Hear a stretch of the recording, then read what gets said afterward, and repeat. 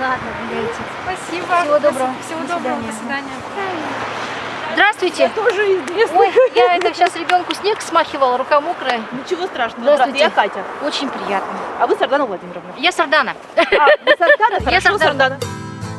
Это Якутск, край света, северо-восток России и самый большой город Земли, построенный в вечной мерзлоте. Зима здесь близко, ближе, чем где бы то ни было. В 2018 году впервые в истории Якутска его мэром была выбрана женщина. Накануне наступления зимы во всей стране мы приехали лично познакомиться с Сарданой Авксентьевой. Я очень люблю жителей нашего города, ну, и сама к ним отношусь, конечно же.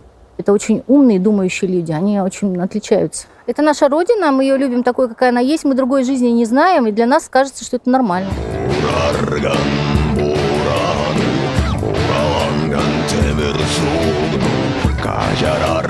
Сейчас тоже важный краеведческий вопрос, как правильно все-таки, якуты или якуты? Вообще правильно саха. Здрасте. У нас самоназвание мы саха. Мгм. А вообще якуты. Якуты. Да, так как принято говорить якуты, но это этимология слова, она отходит к тому, что вот якуты, Якутия, якуты – это чужестранцы. На языке северных народов чужестранцы. Якутия, соответственно, произошла от этого слова. Мы себя называем саха. Республика наша – это Саха-Сире. Ну и как бы в современном названии республики это тоже есть Якутия, в скобках, Саха. Республика Саха. Язык трудный, потому что он очень архаичный. Мы, народ Саха, мы тюрки, мы тюркский народ. В этом году, когда наши ученые закончили титанический труд, словарь якутского языка, то, конечно, это вызвало огромный интерес вообще в тюркоязычном мире. И приветствовали и турецкие ученые, и азербайджанские ученые, и казахские ученые, потому что это все один язык. И с алтайцами то же самое, и с татарами, если говорить медленно, основные слова мы друг друга можем понять. Вот он, да. Видите, какой... Я как-то какие-то слова-то учила. Причем это не просто словарь с переводом, да, а еще и со смыслом. А смотрите, какие слова. Ахайбах батахты. Да, Что значит? Это значит не придавая значения. А вы не заглядывая прям сказали? Я... Скажите быстро это слово. Ахайбатахты. Это я сейчас еще с укладкой, чтобы выглядеть поприличнее. А обычно вы как? Обычно как обычно. Здравствуйте, мыло душистое, полотенце пушистое. Все на этом. Не знаю как. Наверное, нужно понимать временность своего состояния.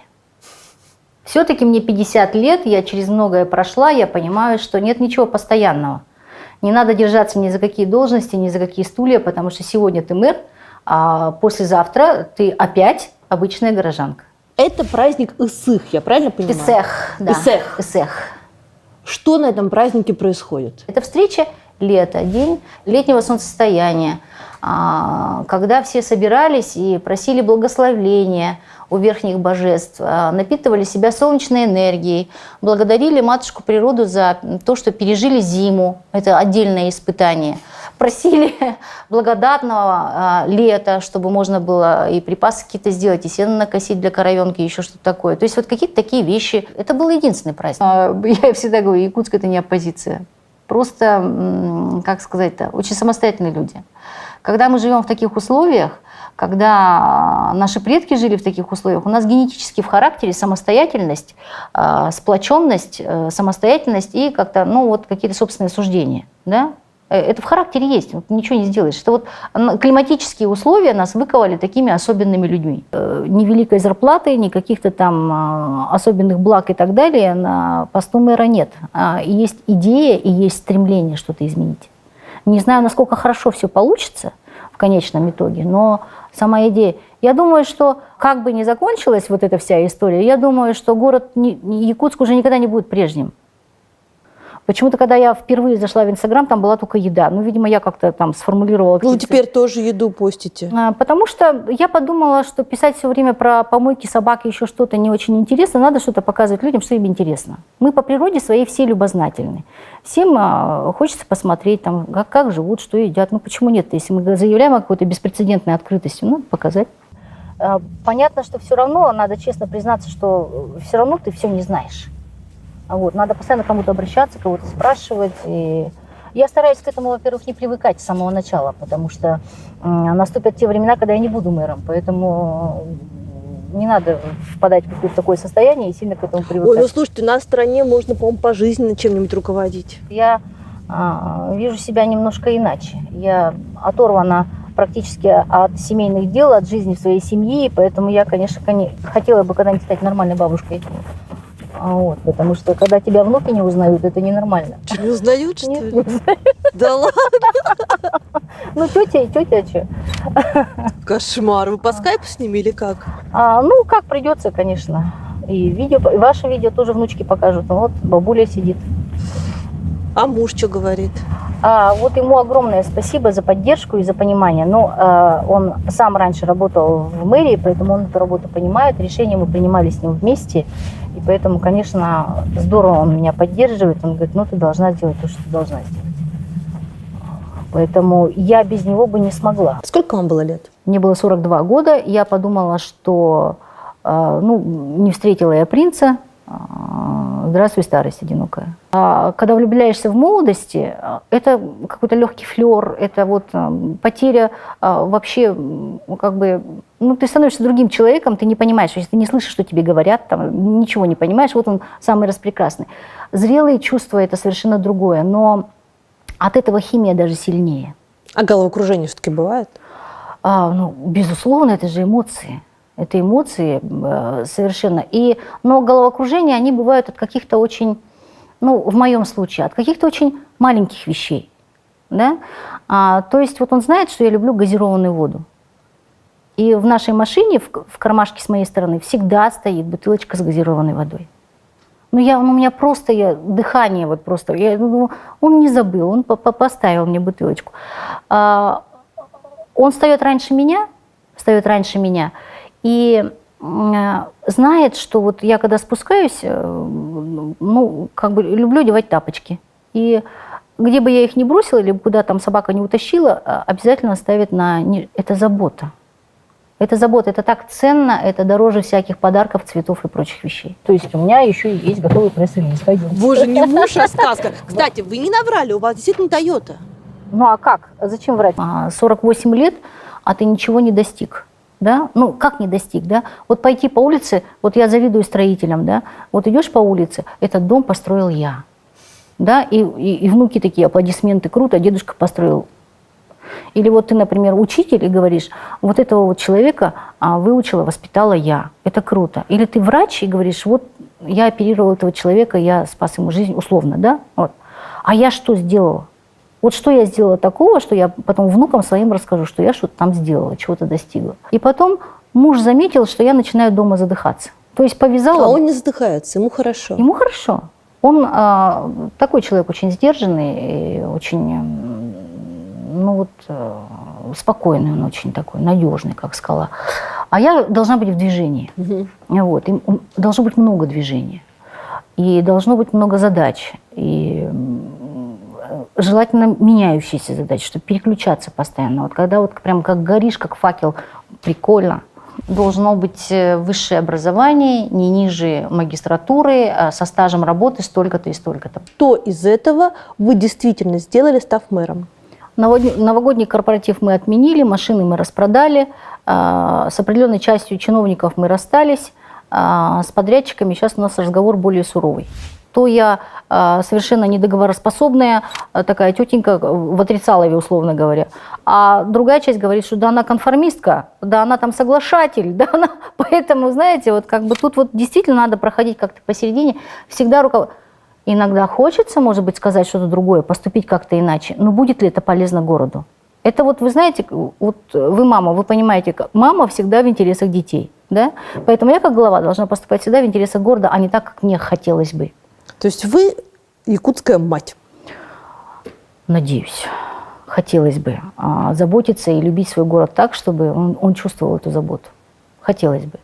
Но опять же, не мне судить, чтобы я сидела, о, да, я мать там. Ну нет. Вот. То, что я избралась, ну вот на самом деле нужно отдать должное Арсению Сергеевичу. Много ли вы знаете губернаторов, которые в той ситуации, которая приключилась у него в столице, субъекта, которым он руководит, вот 2,5 года мы с ним мирно сосуществуем.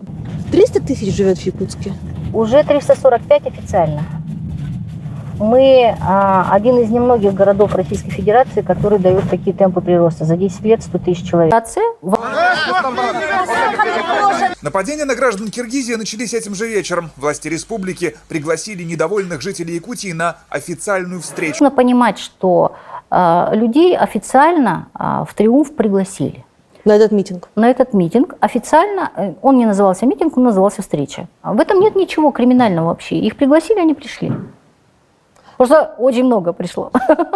Я когда стояла перед ними, один рассерженный мужчина, например, мой муж, да, это страшно. А когда их 7-8 тысяч, это просто, я скажу, жутко. Я не собиралась там выступать, я не собиралась ничего там говорить, потому что не меня не хотели услышать. Но ситуация опять каким-то образом сложилась так, что меня вытолкнуло.